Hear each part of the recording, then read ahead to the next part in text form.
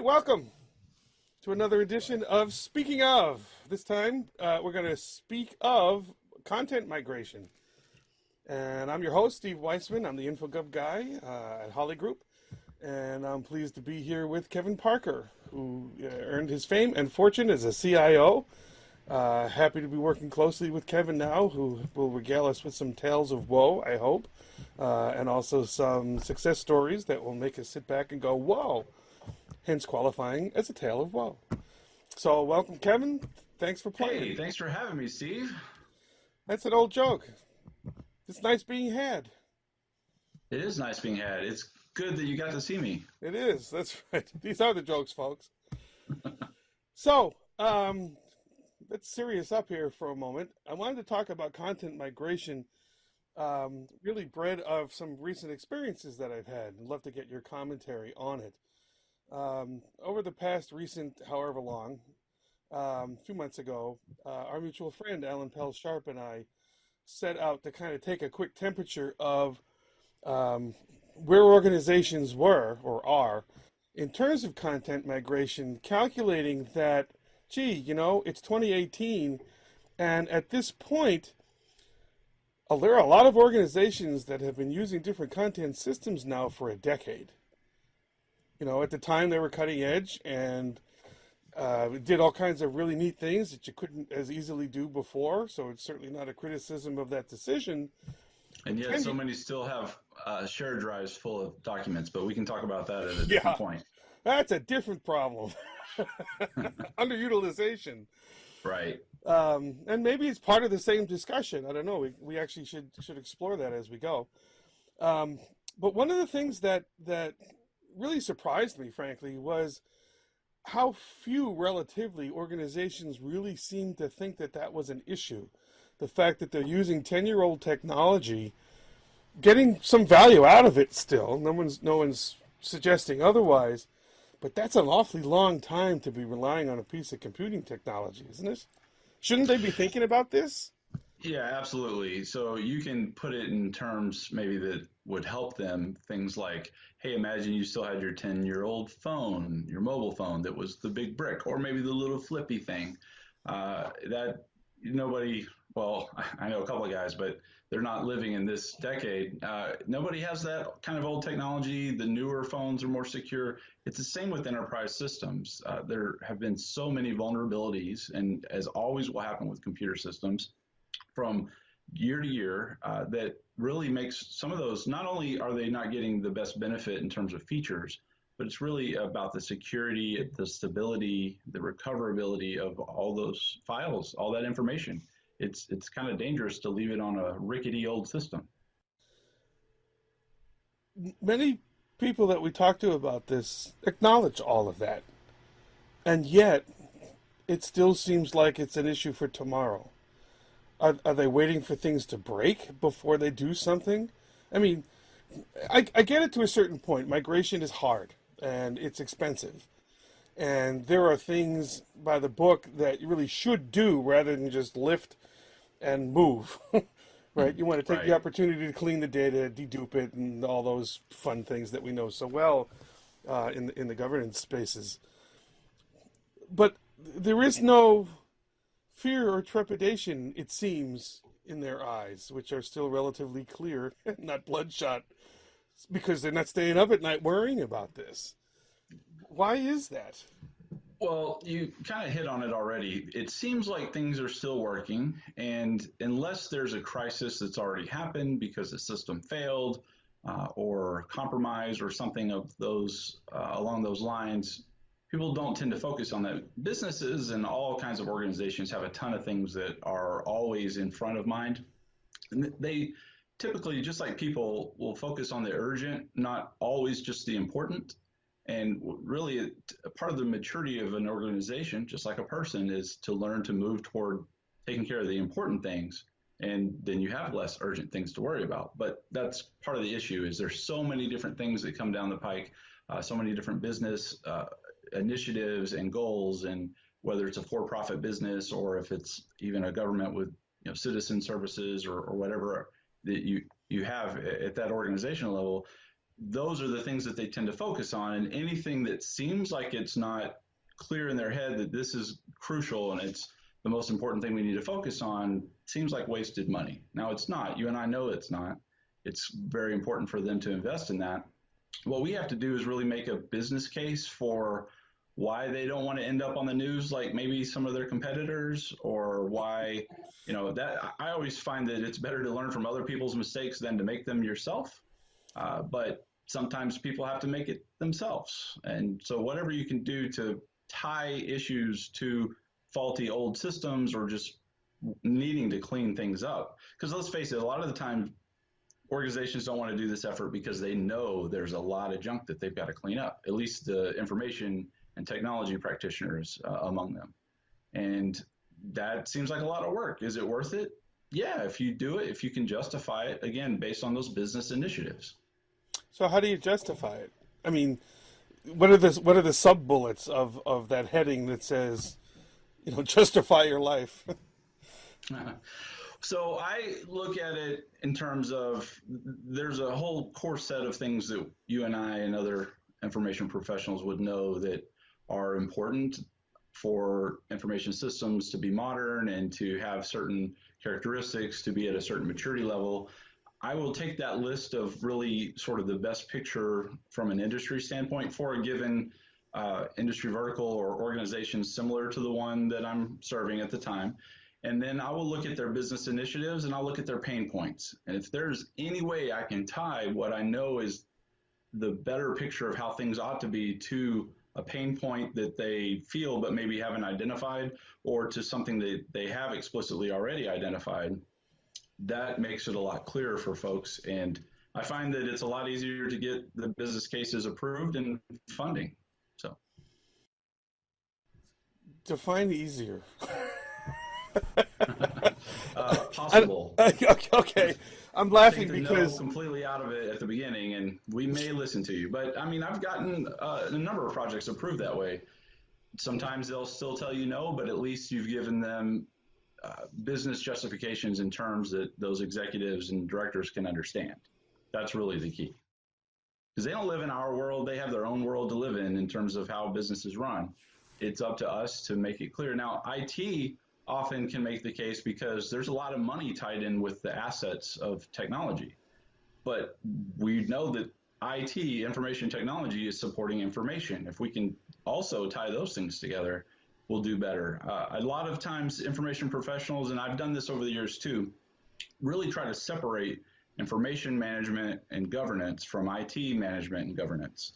I'm starting to turn around on that and feel like if we can actually get CIOs on board and other executives and leaders within the technology space to acknowledge the things that we know are important and to tie what they're doing to business problems, because we are that link to the business from technology, then we can also help them and tap into their funding, which is really the goal here, to do it right. There's no use in having a rivalry between the two.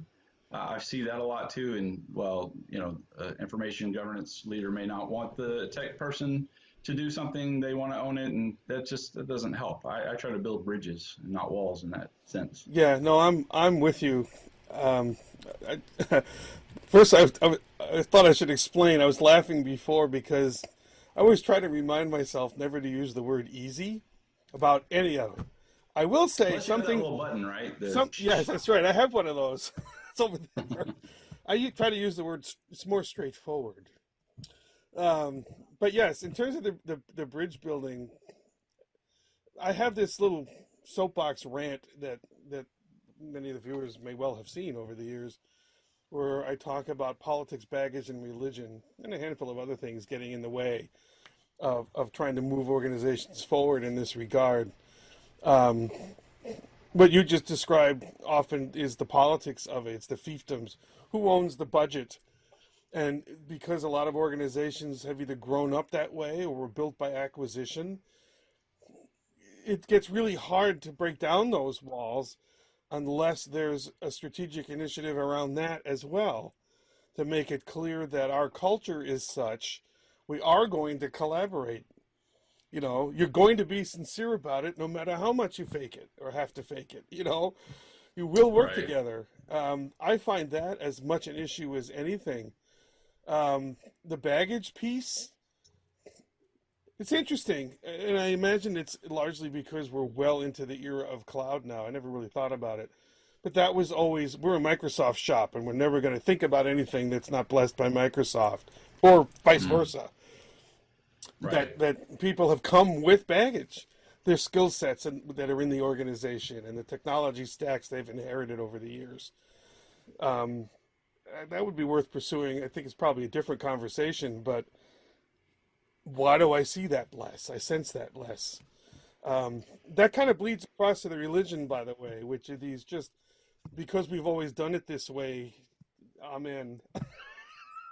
Yeah, And you exactly. go, wait.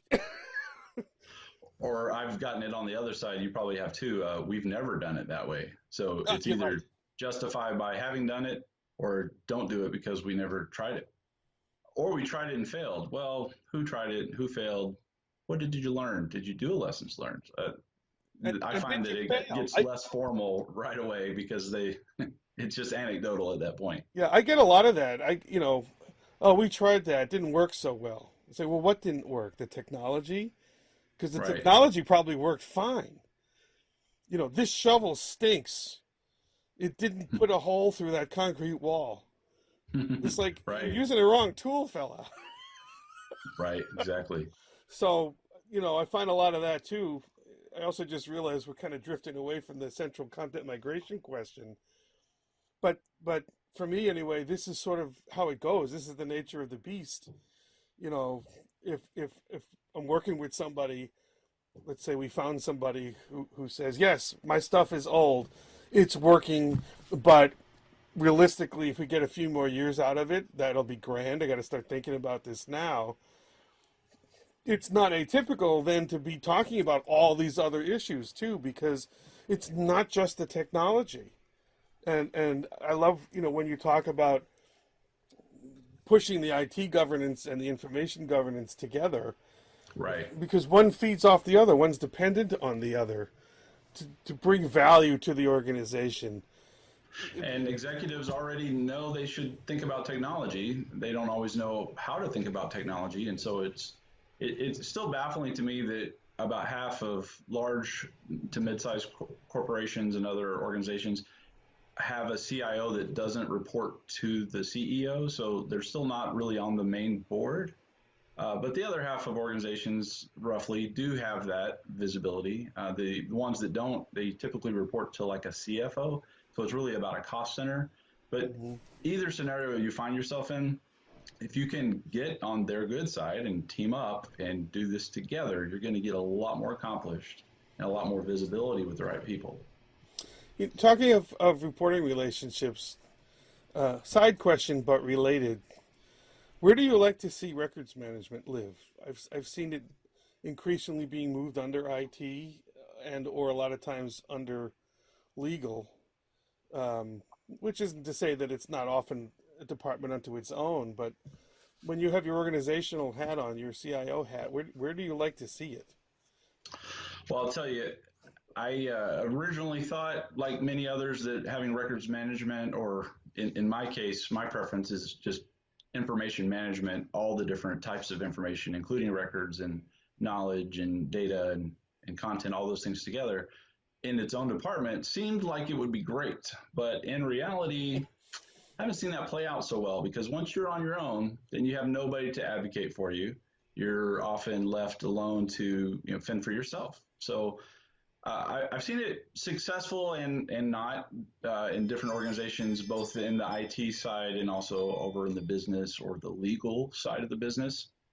I think strategically, ultimately, for the sake of making these things work best, my preference is to have it within an IT part of the organization with the caveat that the CIO has to actually be a CIO, like they have to understand the value of information as business assets. They care about records management, and that the people that they assign to make it happen are not just technologists that are tinkerers. Like I started out as a tinkerer. It took me years to figure out how businesses worked in order to serve them the way that they need to be served with the records part of things. Like records management matters. So it can't just live under IT or the business. There has to be either a hybrid department or with like a matrix style organization, where it has to be that there are representatives from the different departments of the business that have direct input into how the IT folks implement things, right?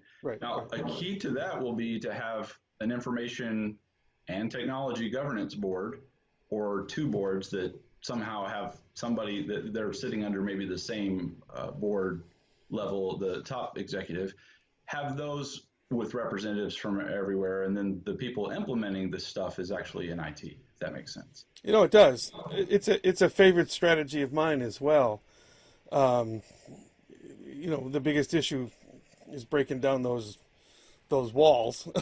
Right. I mean, I literally have been in meetings where we have all the business people and records people on this side of the table and all the IT people on that side, and they're all sitting Mm-hmm. there like this.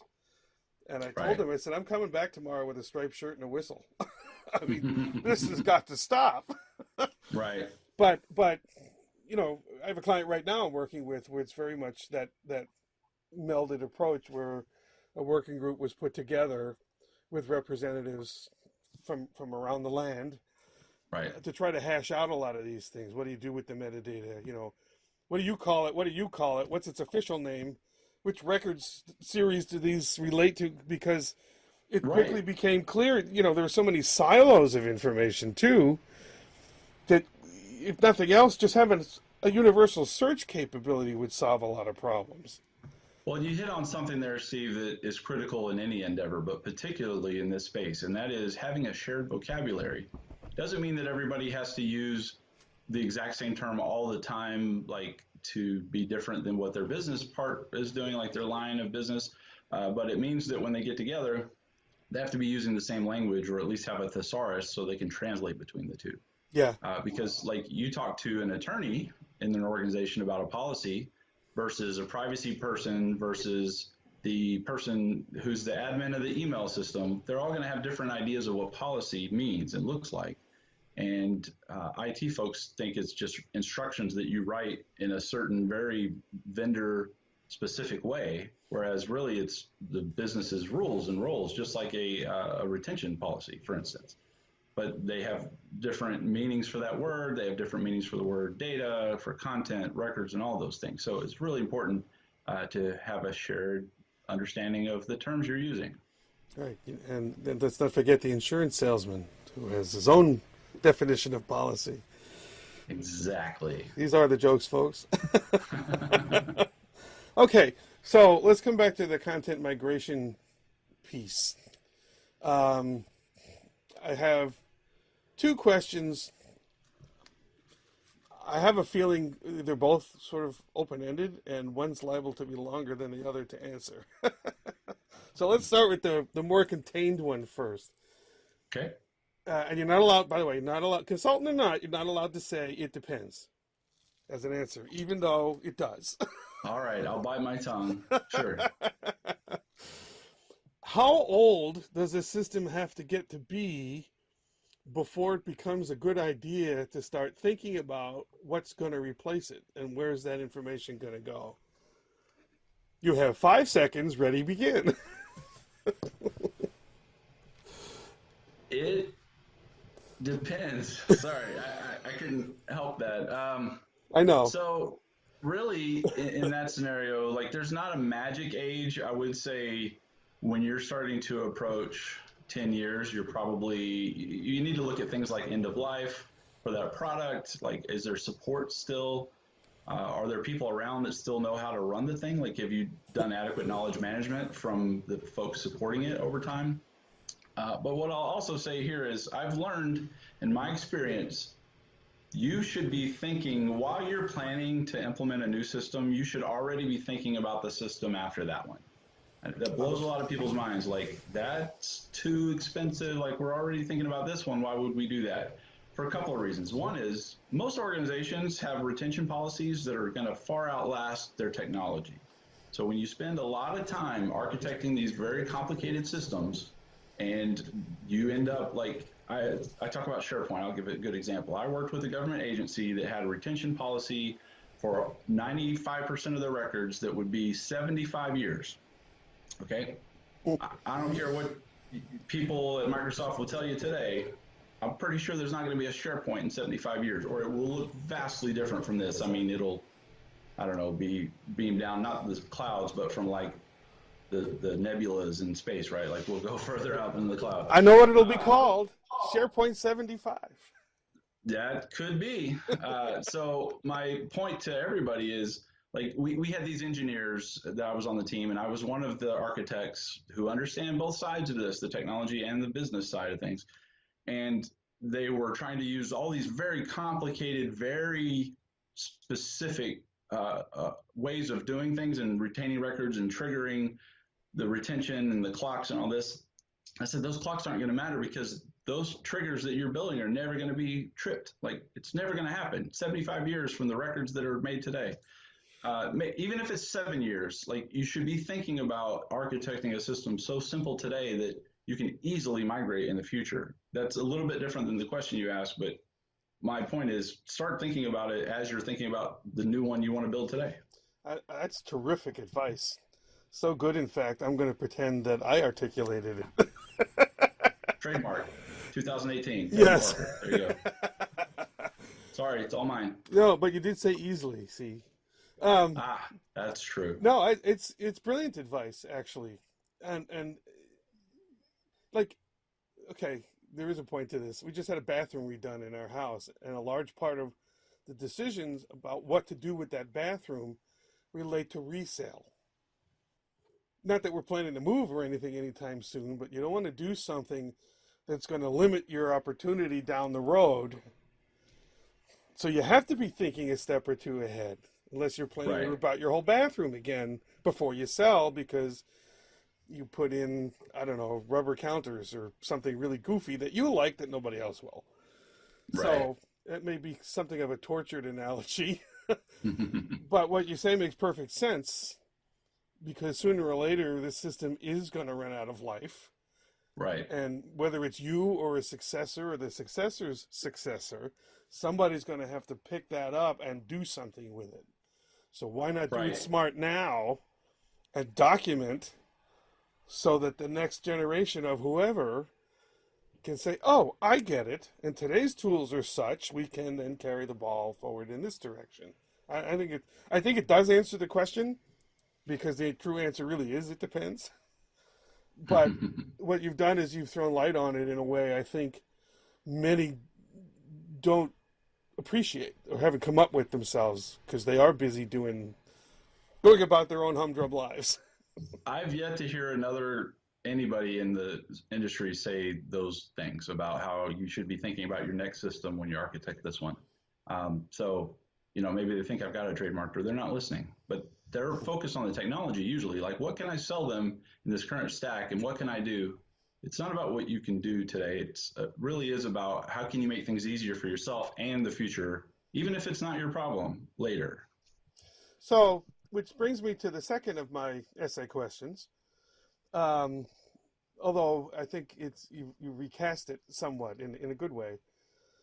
So rather than ask it as a question, because I'm a consultant and we don't deal in questions, we make statements.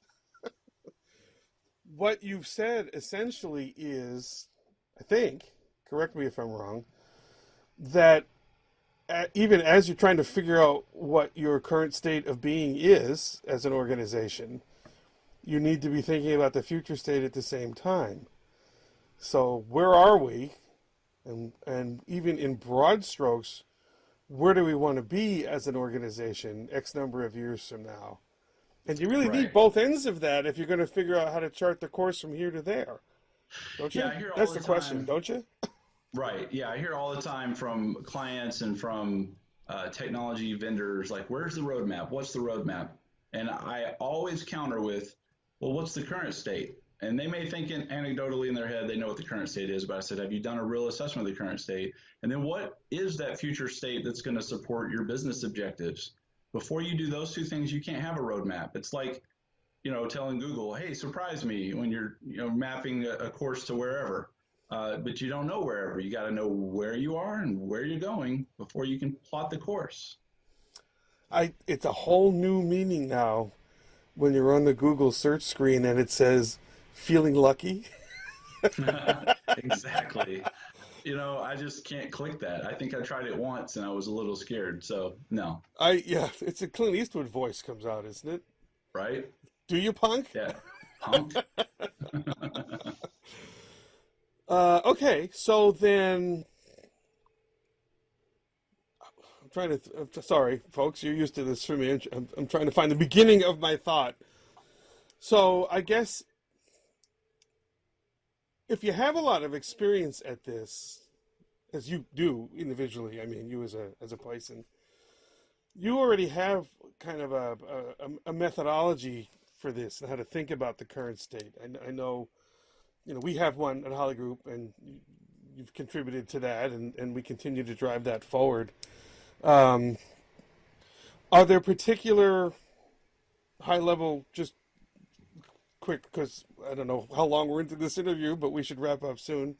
Um, are there quick check boxes that you would recommend that people be sure to think about beyond the raw age of the silo that they're wrestling with, the technology that's getting old?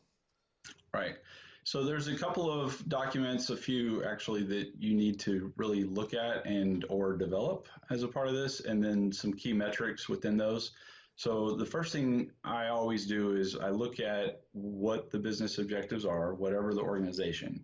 Now, whether it's a department and we're focused on just departmental records, or it's the enterprise as a whole, like what is the vision of the business, the organization?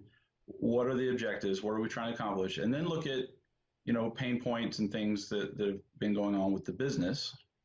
Then I would look at the program of information and records management itself, where it is today, and I would do an assessment, a maturity assessment.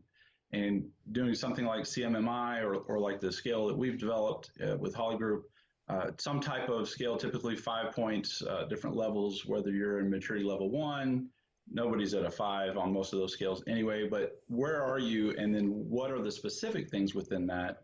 It's not just enough to get a broad kind of maturity number score, but it's important to look at several different key areas within the discipline in order to really make sure that each of those things are done well. So like, for instance, security, cybersecurity. Information security is a big part of it, but as records folks, we tend to think about that last, or maybe not at all, or maybe when the cybersecurity team tells us we have to.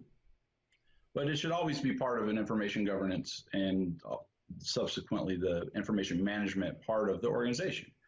I've worked with organizations that scored really high, federal government, really high on the cybersecurity side, but really poor on something like metadata management. So that's a key part. Having that conversation back again with your IT folks is important because they may have already come up with some solution or some need for metadata. Most departments kind of do that organically. And that's where like this information governance stuff doesn't always work well or even come from the top down only. Often it comes from various departments up trying to do this. So you got metadata, you've got storage, you've got cybersecurity, you've got other disciplines, just information architecture as a whole, which includes metadata, but also content types and things like that. There are probably at least a dozen high-level categories that we could do, a dozen videos on. But it's important to have an assessment tool that outlines those. You score each of those, and then you focus just on the areas that you need improvement on. And then another key is 6 months or 12 months later, hopefully sooner than later. I even do 3 months sometimes. After you've done some improvement activities, go and reassess again and use the exact same tool, the same methodology of assessing the maturity, see where you've improved, see where you still need to go. And that also gives a justification for those that write the checks, right, who pay the bills. So if you can continue to do that and show, you can show success. Now, another business document I typically do is a program charter that takes the mission of the business, takes the assessment of maturity, and formalizes that. It could be part of a business case, or those could be two separate things, so that you have a business case on one hand and then a program charter that is the direct result. And I always have a preamble in those that point to each other and to the mission of the organization. So that way it's easy for executive to see how it all fits together. So it's the same holistic approach, certainly that I've been hawking for 20 years. That's so hard to sell sometimes because of those Yes. political and baggage and religion related issues. Trying to get people to peep up above their cubicle or the fence that's separating them from the next department, and saying we're kind of wrestling with the same thing here. Why don't Right. we work together? Exactly. Now, one of the mistakes I've made in my journey, and probably all of us have made at some point, is having this idea of what the ideal records and information management program looks like, and then take that to our leadership and say, hey, we need to do this.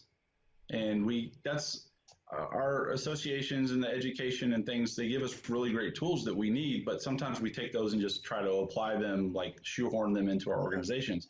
It's almost never successful. Like, why would I do that? That doesn't make any sense.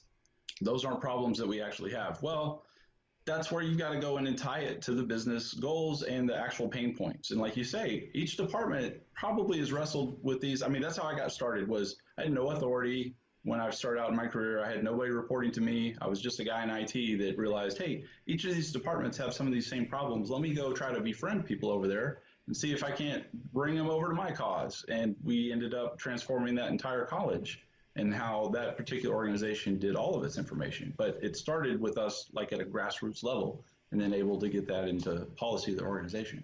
I agree. You know, one of the other challenges, of course, you take, and you're right. Many of the associations, I dare say all of them, have useful tools and toolkits to help you put together this kind of a program. Um, but besides the "we don't have those problems" answer, is that's an awfully thick document. We don't have the money or time for that. Right. And figuring out how to do the most important pieces and do them first and early, and designing the projects as sort of like little mini bagels that people can eat and enjoy and show Right. result from, is really key. I agree. I think the most initial traction can be gained at the grassroots level. It doesn't have to cost a fortune. You know, I know we tried to package ours in a way that's more bite-sized than having to hire a consulting group for six figures, and it's going to take 8 months. I mean, we can do that too. Anybody wants to send us six figures, but that's not You won't be realistic either. disappointed. Yeah, that's not realistic either, though. You know, Right. because it tends to be, in my experience, different departments sort of struggling and coming to the same basic conclusion.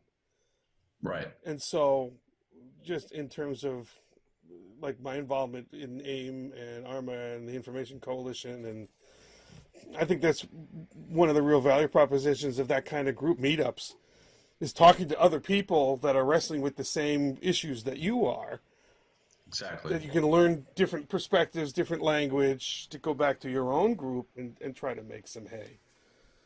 I'll give So, you one quick example of another success, just a tiny part of this. And like you say, showing success in a small portion or a small project that's bite sized, you can get a lot of momentum out of that one thing. But you don't just start with this big, it's the what IT people call boil the ocean, right? Like you're not mhm. going to do all this thing at once, this huge, by the way, it's a horrible analogy. I've never liked it. Why would you want to do that? But anyway, so this one government agency that I was part of, we were not in IT, we were in the business side, but we were focused on records and information management, the policy, how the systems ought to look. So we did interface with IT. We started working on the metadata stuff. So we came up with the beginnings of a taxonomy.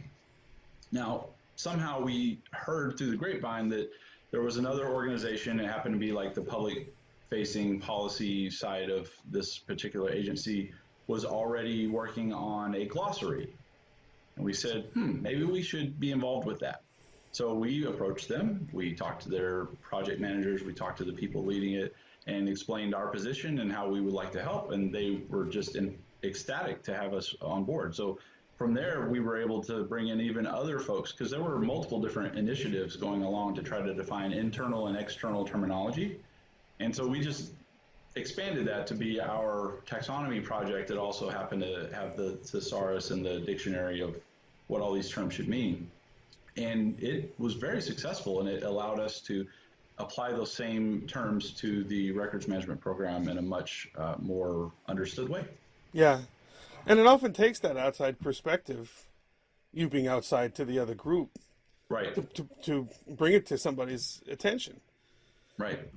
So We were excited they were just doing it in the first place, but we thought, hey, why don't we take this as an opportunity to jump on board with them and get some momentum out of that? And it was a relatively small project, but it paid off in big ways, and it gave us the goodwill as well as the funding to go forward. And so, as we barrel headlong towards a conclusion here, um, thinking about the initial premise for this conversation, which was content migration, I feel like we talked about everything except that I think this is all about that.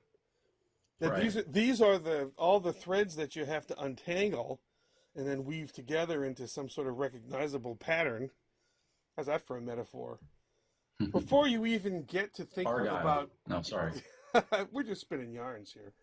Um, you wrestle with all that before you even get to the actual content piece, which is to say Right. the individual records or the fields in the databases and how they're populated, so that you know what I mean. So we may have to Exactly. do this again and talk more nitty gritty about that.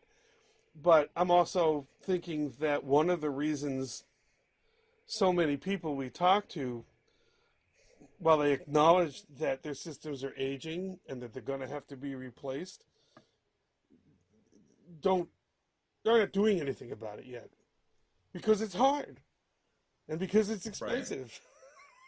Well, so they're either not doing anything or it's being forced upon them to move to the cloud, whatever that means, right? Right, So, right, right, and right, there's so many different flavors of what cloud is. Now, often the motivation is about saving money, which often doesn't happen. Depends on if you did all the other things we've talked about in this particular interview. But it's show me the roadmap and how do we lift and shift the content? They use that term a lot. And I have to go back and say, okay, number one, we need to know the strategy, the reasons, all the things we talked about, but also what's the current information architecture? What should it be in the future? Again, based on business reasons. And then you can talk about mapping between the two that way. But it's like, well, we suddenly acquired this particular SaaS tool, this software as a service in the cloud. So now we just have to move everything up there. Well, they provide a tool to do that. Well, but do we need to move all of that up there? Like that's where we start to come into those conversations with IT. Like maybe some of that stuff should just go away because it's already past its retention or whatever. Like there's so many questions you can ask and answer, but it's not just how do we get from this piece of tech to that piece of tech. It's what do you actually take? Why do you take it? What should it look like? Is there some cleanup, some process improvement, right. some minor things? I even say those things and project managers' eyes glaze over. Like you're talking about like total, business process reengineering. Well, maybe, but probably not. You can always, anytime you change systems, there's an opportunity to improve some part of a process, right? Like Right. maybe it took 8 steps, but now we're going to take 4. It shouldn't be more complicated, probably not as complicated even as you find it. It's like going to the beach and picking up a couple of pieces of trash. Like you could do that, make it. It's not like I decided I'm going to do 10 miles along the eastern coast, but I can make some improvement as I'm going from one place to another with the information as well. Right. No, absolutely right. Um, and I also maintain that if you're doing it right, because a lot of this scares users too, because few seem to take the time to really explain it to them in their own terms. We're not really changing the way they work. Their process is still the process, but we're giving them different tools, maybe. And unless they want to change the way they work. I mean, that's the Well, question I'll have with them. Like, sure. are there pain points we can address as a part of this to make it more palatable for them? But if it is working, like you don't want to automate a bad process, right? You want to maybe clean up the process a little bit, but it's that whole back to the bad boil the ocean analogy. Like if you're a maturity level 1 or 1.5, right? You have a long way to go. Don't think that okay, we're going to have this project, this massive thing, and we're going to come out a 5 and we're going to be perfect. Never. That's not how it works. Like you Right. have to go each successive level of maturity. So initially, if you get up to a 2 and then to a 3, you're doing really well. And at that point, like you can release it and decide, okay, what are my next priorities? So you prioritize the pieces. You don't look at the whole and say, well, this is too daunting, I'm never going to start. You got to piece it up, make sure that you're doing the right individual things, and you can always readjust that. That's the agile part of this that can go as well. Like, That's you right. have to have a long-term goal, but you need to iterate and reevaluate and do lessons learned and decide, okay, 6 months ago this was a priority, now these are our priorities. That's that right. all can be accommodated. And by the way, you don't want to be a 5, because by the time you get to a 5, there is a point of diminishing returns. It may not be worth the extra time and effort and money, even though there are improvements that could always be made. Right. Chances are, again, my experience, good enough is good enough. Perfect is the enemy of good, right? Yes. Isn't that how that goes? So it is. That's why I choose not to be perfect. Well, it was chosen for me, but no, I think it's important then to look at the individual pieces of maturity instead of one overall number. The overall number will never be 5, like you say. It shouldn't be. But if you have some things that are close to a 5, but others that are at a 2, well, those are the things you should focus on. Right. Like if metadata management's weak, fix that. And suddenly digital transformation, one of these words that'll really sing to CIOs, it's enabled in a way that it never was before. So you improve how your metadata is across the entire enterprise, your master data, all these different, your reference data. Like, you can do some serious business transformation for much less money and effort than it sounds like it would take with just a little grunt work up front with these particular things. So yeah, that sounds like a pretty good summary right there. So Kevin Parker, thanks for playing our game today. Thanks for having me. Folks, questions, thoughts, other metaphors than boil the ocean. My contribution would be eat the entire elephant. We want to hear from you with your thoughts, questions, and goodness knows, disagree with us vehemently if you see the need. Because speaking for me, that's where I learn the most. So thanks, and we'll see you next time. See you, folks.